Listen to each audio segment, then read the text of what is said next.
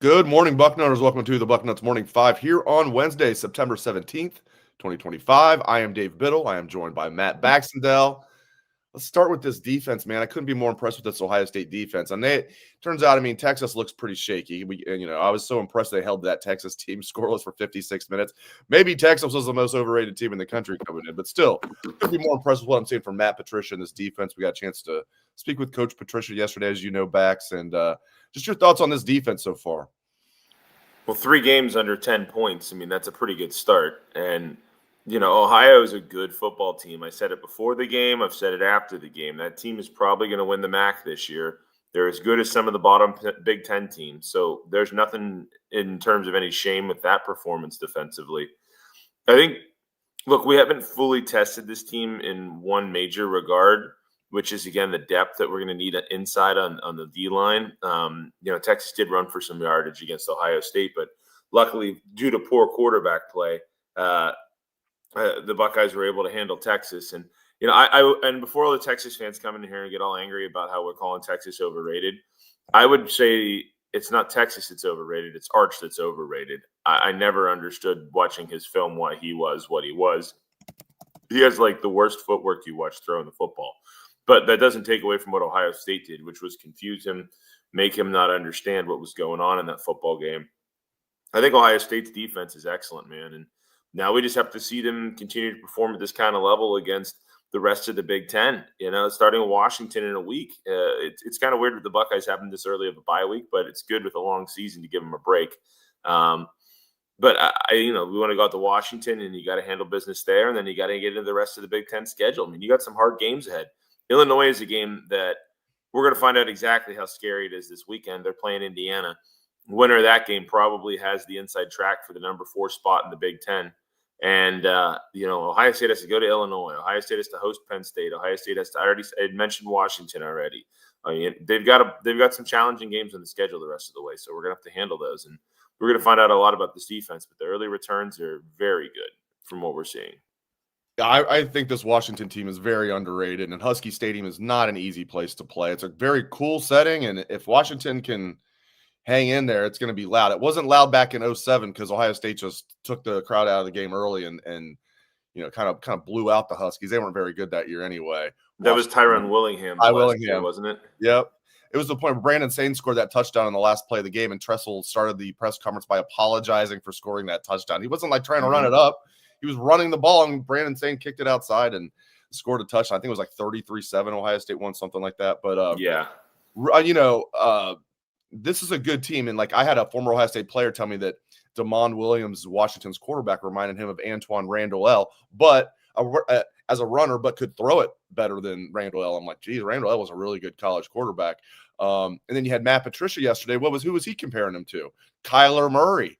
This guy at Washington is the real deal. He's a sophomore. For those who don't know about him, he took over very late in the year last year as a true freshman as a quarterback.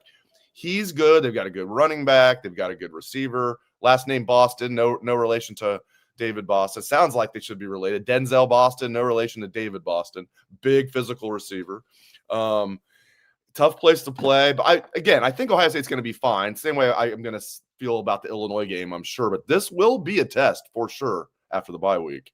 And I love that it's 3:30. Yes, I love that it's a 3:30 game, local time.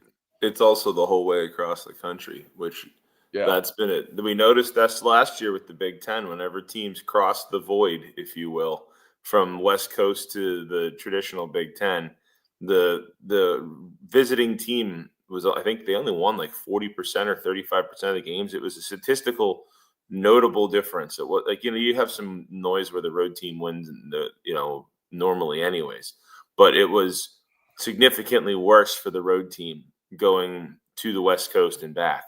So that's another factor to be considered here. And like you said, Damon Williams is good, man. I think he played the last 3 games last year for them and had really good numbers. He was on the field when Oregon had a little bit of trouble with them before Oregon pulled away. But I'm going to be really interested to see how Ohio State handles him. He is a mobile threat, the likes of which that we haven't necessarily ran into. But on the flip side, Manning and Navarro were supposed to be mobile threats too, and they really didn't run very well against Ohio State either. So, it'll be interesting to see, how much Washington employs that in 2 weeks.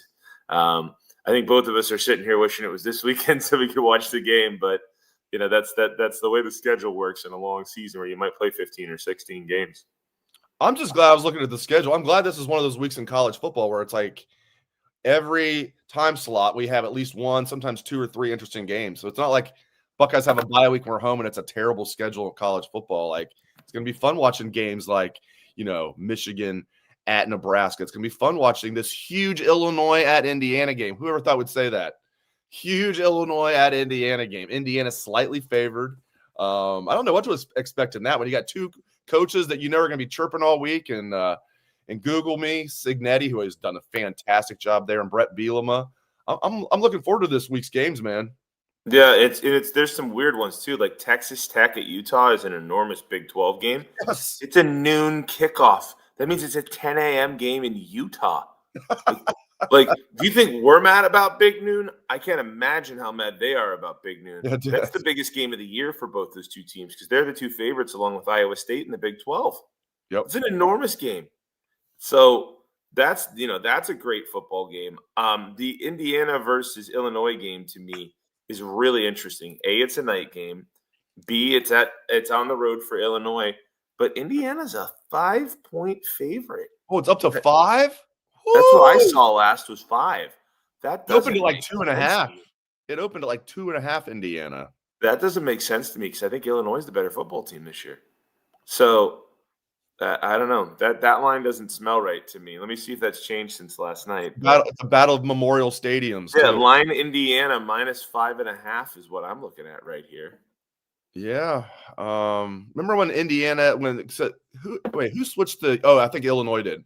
They used to have the same names for their football stadiums, which they still do have the same names for their football stadium, Memorial Stadium, and they reached Assembly Hall in basketball. But Illinois finally changed their spaceship to, I think they got a sponsor, so it's no longer Assembly Hall. All right. It literally does look like a spaceship. It seriously does. It looks like a spaceship. Just it's right there, like near the football stadium too. They did a nice job renovating the football stadium whenever that was, like 15 years ago. It does. Yeah. It's a nice little stadium they have there in Illinois. And I think they did a pretty good job renovating Indiana's too. All right, let's get to this. We got some questions here from the people. I was going to get to this anyway.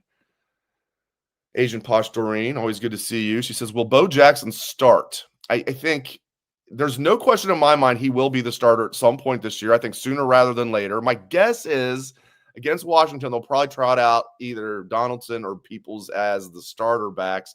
But I do think Bo Jackson's going to get the most carries. So it's like it almost doesn't matter to me because I think Bo Jackson will get the most carries against Washington. I won't be surprised if he starts.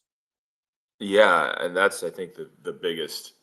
Like starting doesn't matter almost. Like who gets the first snap because it's more who do they use more as the game goes on, who's more effective that really matters. He's a freshman, it's his first road game. Those are factors. It's kind of like why we didn't see him against Texas. They wanted to kind of keep it with what they knew. And I think it's the same way with this game in Washington. Bo Jackson's going to be probably somebody who gets the ball a lot. But the first series, the emotion's a little higher, and the veterans have to know how to handle it, especially with a new starting quarterback. It's only the 4th start for Julian Sayin. I would imagine that it's going to be Donaldson the first drive, and then we probably go to Jackson. But I think Bo Jackson – right now looks to me like by far the most explosive guy. He has that vibe when he gets the football. You're like, is this going to be a touchdown? That the other 2 just don't give me. Every play, you're like, ooh, nope. Right? And he's already ripped off 2 huge runs in 2 games. So if he can do what he did in the first, Dave, he had 100+ yards in these last 2 games, and he had less than 10 carries in each game. And I get that the opponents are maybe a little lower, but that's a home run hitter right there. You have to give that guy the football 10 times a game. You just have to because he's got the ability to take it to the house at any given time. I know it's the number 25, isn't it? It reminds me a lot of Antonio Pittman, but he's thicker than Pitt was at the same stage. He reminds me of junior year Antonio Pittman. True freshman Antonio Pittman was good. He didn't get a lot of playing time. Tressel wanted him to improve at certain things, and then Pittman as a sophomore got unleashed, had a great year, and then him and Beanie obviously were a good tandem there in 06 with Pittman and true freshman Beanie. And then Pittman was like, I believe, an early 4th round pick by the Rams. Back-to-back 1,000-yard seasons. Very good Ohio State starting running back. Bo Jackson reminds me of a better version of that. He's already 217 pounds. As you mentioned, right now he's a big play waiting to happen. But it's not like he's 195 pounds, big play waiting to happen. He's 217 pounds. So he can also get you the tough yards, which that's why you add it all up. We were talking about a true freshman who maybe wasn't physical enough, but, could break off the big play. I'd say, maybe he's not going to be a starter this year. I'm absolutely convinced he's going to be the starter before long, if not right away against Washington. He might be the most impactful true freshman tailback at the end of the year, but so we've had since Beanie.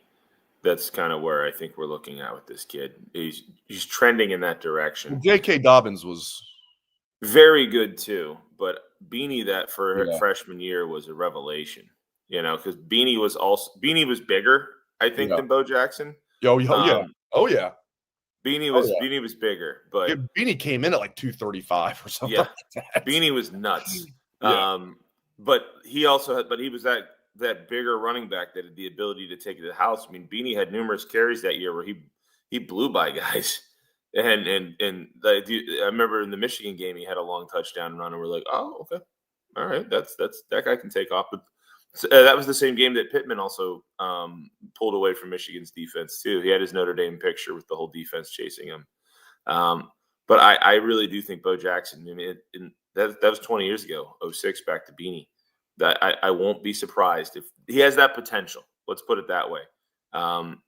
He's surrounded by a couple other very capable tailbacks. I don't want to write off Donaldson and Peoples yet. I just think there's something about Jackson here. Like Donaldson and Peoples, they look like, I almost said Donovan Peoples-Jones. Remember him? Oh yeah, of course. That wrong side of this rivalry, even though he did play in Ohio for the Browns. But those are two good tailbacks, though, is my point here. Like, we were all very excited about James Peoples coming into the season. We all thought Donaldson was a great pickup from West Virginia. All that's still true. All of it. It's just Jackson might be a dude. And the early returns have dude written all over him. And if he does that stuff in Big Ten games, then we have no choice. You've got to roll him out there, period. Just don't fumble the football, bud, and we're good to go. Yeah, pass protect, ball security. Obviously, those are paramount. Pass protection. We haven't seen him do much of, I don't think, yet. So we'll see how that goes. There may be some growing pains. Exactly. And maybe, I want to get to red zone woes. Maybe Bo Jackson carrying the ball more can help with the red zone woes. He is forcing a lot of missed tackles. Now, he's only carried the ball, 18 times this season, so it's a very small sample size, but he's made it's like a 33% clip he's making tacklers miss, whereas like CJ Donaldson, it's like 4%. And again, very small sample size. He's not going to make 33% of tacklers miss, or he's going to be the best running back of all time. But the point is, he could possibly help in the red zone. And I've been screaming from the mountaintop, you have to have some type of rushing threat from the quarterback, or just put you at a numbers disadvantage. I think that's a huge reason why they struggled in the red zone last week against OU, and then throughout the 2023 season when Kyle McCord was the quarterback. You have to be willing to have say and keep the ball on a read play. Even if you don't get it, you have to make them believe it. You know what I'm talking about there? That's just that if you let those ends crash down on the tailback every time that you hand the ball off, there's going to be a numbers mismatch somewhere defensively in a short yard situation, because the quarterback's essentially a non-entity. So it's 11 on 10 at that point. And that makes it harder once you get into the last 5 yards. You have to have a quarterback to be able to run the football. You also really helps if you can get the ball a little bit to the edges where you can allow your tailback to miss, right? Instead of being between the tackles where there's a pile of humanity. So that's where I think Jackson could come into play as being helpful in the red zone. But I also think you might see more of that Keenholz package that we saw a little bit against OU with, where Lincoln came in and ran the football. And I think that could be a role going forward here. And there's nothing wrong with that. I mean, remember the Tebow package? It worked really well. I think we're all still scarred by the Cardell between the 20s and then JT inside the 20s from way back in the day. I mean, that was 10 years ago, but I think we're all sitting here going, that stuff never works because of that experience. It might work with this group. Yeah, and I want to get to this. So Buck Rational is saying maybe it's a case where they're not running Sam, but they're going to run him when it really counts. That's exactly what we heard about Kyle McCord, though, right? And it just never happened. So hopefully that's what it is. They're just pulling a trestle here and they're just waiting. And then the Michigan game, they're going to be like, Michigan, Sand's not going to run the ball. Boom, naked bootleg, easy touchdown. Hopefully.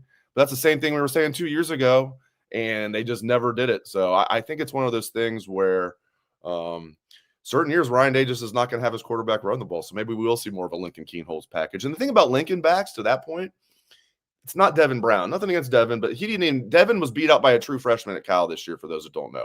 I love Devin Brown. I'm so glad he stayed. I'll always be a fan of his and I'll always root for him. But Lincoln's a better passer than Devin. Dare I say he looks like a better runner, too. He's a better runner than Devin. He's clearly a better runner than Devin. And we're not knocking Devin Brown. National champion Devin Brown has everyone's respect here. Yes. But at the end of the day, better too. Lincoln's a better quarterback. I don't know how else to put it. And Devin probably knew that transferring that he wasn't going to beat out Lincoln, to even be the backup. So I think that the reality is we tried putting a round peg into a square hole with Devin Brown as our running quarterback. And the reality is Lincoln Keenholz was a 3-sport state champion athlete at quarterback who also can throw. Lincoln Keenholz is a really good quarterback. I am still very convinced of that. We just might happen to have one of the best ones in the country in saying right now.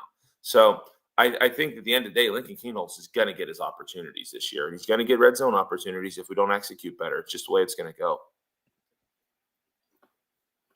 Hello to Mrs. Sanchez out there. All right, so it was interesting yesterday. Did you hear what Ryan Day was asked straight up is Tegra in danger of losing his job to Ethan Onionwa? How close is that? And Ryan Day kind of paused and went, Tegra played better this past week. I was like, oh, geez, that's more of a thing than I thought it was. It sounds like it's a really, really, really close call between Tegra and Onionwa at right guard. Good depth, though. And I think Onionwa came in, they don't, from an OSU perspective, I think they were surprised that Phillip Daniels did as well as he did when he came in, because everybody came in expecting Onionwa to be one of the starting tackles. And the situation is Siravel and Daniels just had excellent off seasons, and they were impossible. When you go to anywhere, if you're an athlete, make them make the decision hard to not play you. And both those guys made the decision so hard to not play them that they came to the conclusion they had to. The thing is, Onionwa was a guy that a lot of people talked about as an NFL draft pick last year at Rice. So he came to Ohio State thinking, all right, I'm going to come here and really solidify my status. He's a good football player. Mm-hmm. And if Tegra's not consistent, we've seen this in the past with him. He's got all the physical talent in the world.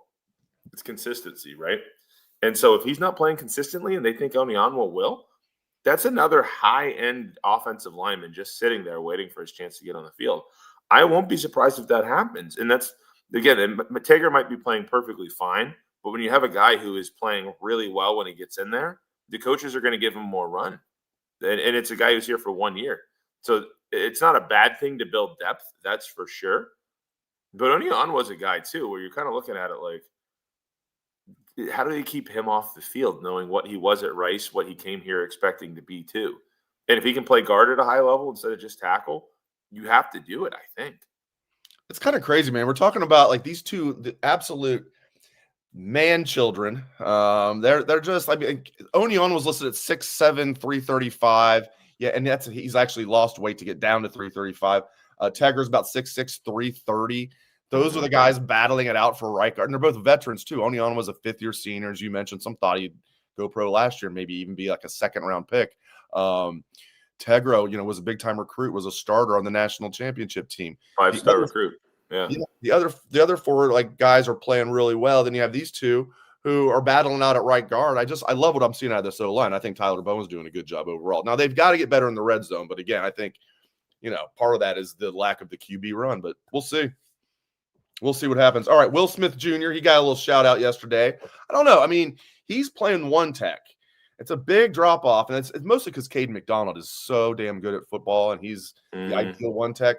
Will's just not about 290 pounds. He's 288. He's just not that stout for a one tech. But he's the top backup. He's at least holding his own when he gets in there. He's doing fine, but Caden, like you said, Caden McDonald is a very different player when it comes to how big he is. Right? He fits the old school Ted Washington role. Cade McDonald, what do we have him listed at right now? Is he like 330 or something like that? Yeah. Yeah. So, I mean, he's outweighing Will Smith Jr. by 40 pounds. Like, that's a lot. And he looks it. I would have told you he looks bigger than 40 pounds bigger than Will Smith. Yeah. I'd be surprised if he's actually 330, but he moves so well. Who cares if he's 350? It's how you move. And he worked his butt off during the offseason, K-Mac. I would love to go back in time to circa 2006 with a picture of Caden McDonald in his jersey and just put it right on the front row and say, remember those floppy belly SEC defensive tackles you guys all wanted? Here you go. We got one, right? Like, he's your big man that can move. But, I mean, he is just a monster inside. He's one of the best players in the country in that role inside. He might not have the complete fleet feet to that like Tyleek did, but he's bigger. And I think that's the reality. Is anybody we have at D tackle this year that you're comparing playing one tech to Caden McDonald is going to look insufficient because of how big McDonald is. I mean, he's a special player. So, you hope Smith does well. And if I'm the coaches right now, I am trying to talk up all these backup D tackles to make them believe that they are, able to compete at a level and be able to be successful. But right now, the blunt truth is you haven't seen anything beyond McDonald and a little bit of Edric Houston that really has me excited about D tackle. The biggest excitement for me is seeing Jarquez Carter get on the field some right now. Then he's a true freshman, and we'll see how that goes. But that depth spot the answer there has not been given to us. I'm sorry. It just hasn't been. Everywhere else in the team, I could sit here and talk about the depth and how good the depth is. We have 4 tight ends that are on the field right now I think we have 4 tight ends with catches already. 5, I think, right? Does Roberts have one? Does Roberts have one? He might. He's at least played. I don't know if he's been on the field for sure. Let's look it up real quick. Let's see. My producer's going to look it up. My producer is me. Nate Roberts. We know we have touchdowns from Kazmarek. We have a touchdown from Claire. Jelani Thurman got in the end zone. Yeah, he had a catch from Christian. You were right. No catches from Nate Roberts. He has been the lead blocker on a couple of touchdowns, so basically playing fullback. I'm sorry. That's bad. Okay. You were right. Four tight ends. Only 4 tight ends have caught passes through 3 games. My point is, when you're talking about the 4th string tight end and the 5th string tight end, which is the most niche possible thing. So welcome to Bucknuts, guys. That's depth, right? You and I could sit here. We've been talking about the various backups on the O-line. There's depth. We'll talk about the depth at receiver. We have Mylan Graham and Brandon Ennis would start at like half the Big Ten right now. More probably than half. We've seen the young guys getting on the field in the defensive secondary and all the backups that are very valuable players. And we got the 6 deep. We had true freshmen on in key moments against Texas. The Devin Sanchez was on the field in the last drive. Right? You got these young linebackers. You got Pettyjohn and Pierce that are also out there behind a set of group. You got a bunch of DNs. We've been talking about the backup quarterback here. We got 3 running backs. And we're sitting here at D tackle going, oh boy, after the top 2 guys. That is the spot on the team that is the question mark right now. And the way they handled it against Texas is they had some plays where he had 0 D tackles on the field. So right. If I'm Brian Day, I'm trying to hype up these backups and make them believe and try to help their level and keep their confidence up as best as I can because, you hope that nobody at the most physical position on the field gets hurt. And then you have to go to guys that you're not as confident in. That is still a giant red flag, no matter how successful we've had of a start to the year. So, I hope Will Smith Jr. is doing great. And I hope that Jarquez Carter is doing great. And I hope that Jason Moore is doing great. And I hope that Eric Mensah is doing great. I mean, we can go down the list of guys. I hope Tywan Malone has an appearance that, makes us believe that he's going to be a significant contributor because we haven't seen that yet. So all that I hope is true. But the reality is that's still the big red flag. And that's the spot if I'm Ryan Day looking at this team, I'm like, okay, we really got to do something to prop these guys up to make them maybe take a step.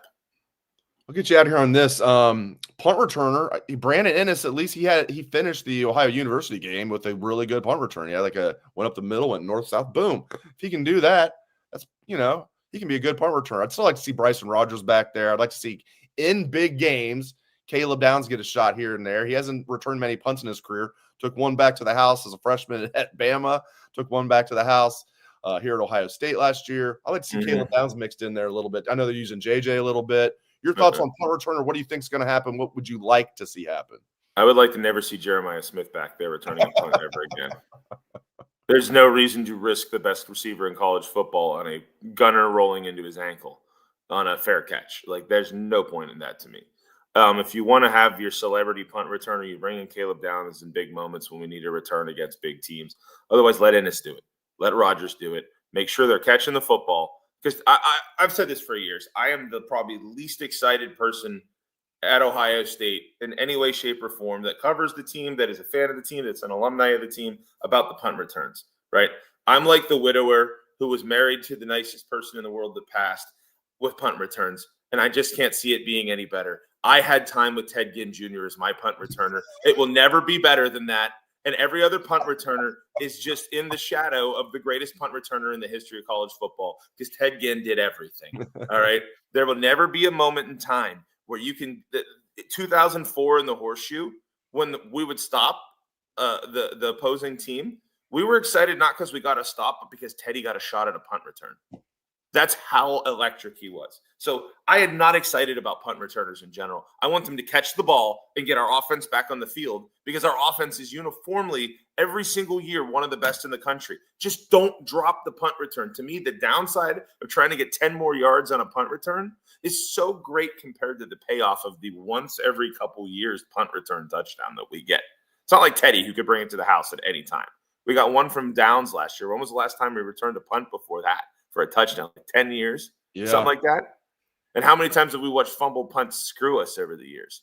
So, to me, whoever's going to catch the damn ball and not fumble it is who should be back there. And it shouldn't be one of your freaking, star guys that can get his ankle rolled up and then you lose him for a key role. It's just how I feel about it, And hey, that's maybe you try Downs in a key moment or two if something's not going, the offense is struggling and you need to do it. But otherwise, catch the damn ball, get the offense back on the field. It'll never be better than Teddy, and we're reaching for anything else to try to get like that. All right, great stuff from Bax. You can catch his award-winning column every Sunday. It is, of course, The Bucket. Thank you, Matt Baxendell. I appreciate it, my friend. Hey, and go Bucks next weekend. Yeah, go Bucks next weekend, but always go Bucks. And everybody, I hope everybody is still basking, of course. How about this? Let's go Big Red this weekend. Yeah, of course. Oh, yeah. Who are our two favorite teams? Ohio State and whoever's playing the team up north that week. That's damn right. That's damn right. My late father used to wear that shirt around the house, and I was a young kid. I was brainwashed at a young age, and that's a good father right there, wearing that. My two favorite teams are Ohio State and whoever's playing Michigan. All right. I appreciate you, Bax. I appreciate everybody out there. Thank you very much for tuning in.